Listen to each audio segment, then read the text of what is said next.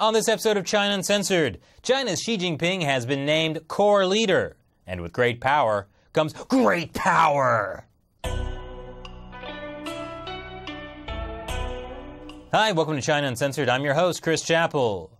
You might think that if you're already the leader of the unfree world and oversee the biggest country on earth with the biggest military, there's not much room for job advancement. But you'd be wrong. Because last week, the guy who already holds the titles of General Secretary of the Communist Party, Commander-in-Chief of the People's Liberation Army, and President of the PRC just got a promotion. Yes, Xi Jinping is now China's core leader. Thanks, Chris Buckley. I love a good core pun. By the way, that's the most human-looking photo of Xi Jinping I've ever seen. He actually looks like he might be enjoying that apple. Anyway, back to the core issue here. This is big. I can't stress that enough. Core leader is a term first used by Deng Xiaoping to describe himself and Mao Zedong. Xi has entered the pantheon of the Communist Party's Olympus. This comes after years of Xi Jinping purging his political rivals, members of a faction tied mainly to former Chinese leader and underworld amphibian Jiang Zemin. When Xi first came to power at the end of 2012, one of the first things he said he wanted to do was eliminate labor camps. He was blocked. Labor camps were a huge source of money and power for Zhou Yongkang, Jiang's protege and one of Xi's biggest opponents.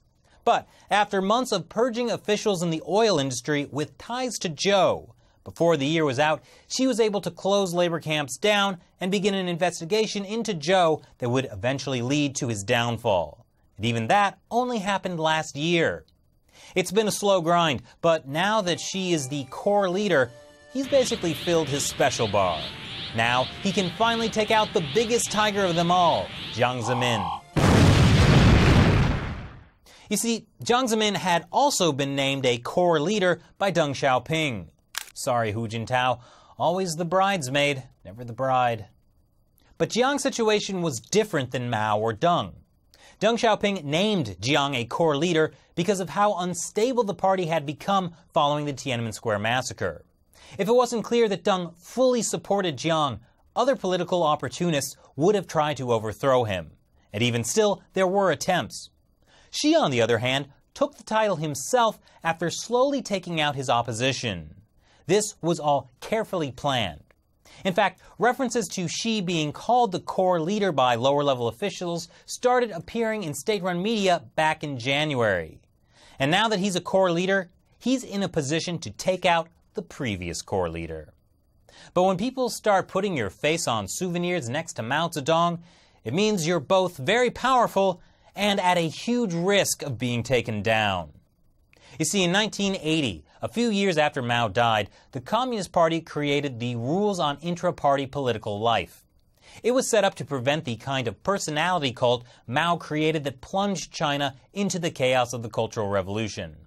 The last guy accused of starting a personality cult was Bo Xilai.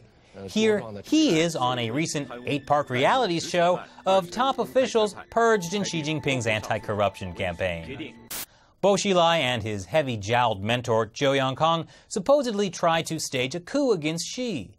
They obviously did not succeed. Well, now Xi has made it to core leader. So, does he have the power he's been trying to amass since the beginning? Not quite. The core leader announcement also stressed collective leadership, i.e., that collective leadership must always be followed and should not be violated by any organization or individual under any circumstance for any reason.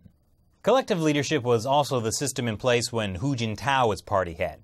It meant that China's top leaders, the Politburo Standing Committee members, had a lot of individual say in how things were run. And since under Hu Jintao, most of those guys were loyal to Jiang Zemin, Hu couldn't do just whatever he wanted. Currently, only 3 Standing Committee members are still loyal to Jiang, and they're about to get forced retired at next year's Party Congress. At that point, Xi will get to hand-pick the collective leadership. In other words, there's still more power Xi can grab. And if he gets it, then what? Well, he may use it to stay in power beyond the year 2022, when, according to supposed precedent, he would step down because he will have served 2 5-year terms.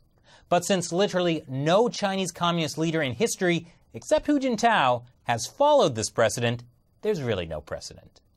And Xi will probably do whatever he can to stay in power. So it ain't over till the fat leader sings. But all this is basically following what I predicted back in 2013. Xi tries to play the role of the great reformer, but he discovers, the Communist Party is too corrupt to save, in which case China would need a new system. You know, not quite a president or a dictator, more of a presitator. With great power comes great power. So what do you think? Is this the beginning of the end for the Communist Party? And if so, do you think Xi would hire me to head the new English language Xinhua News? Leave your comments below. Once again, I'm Chris Chappell. See you next time.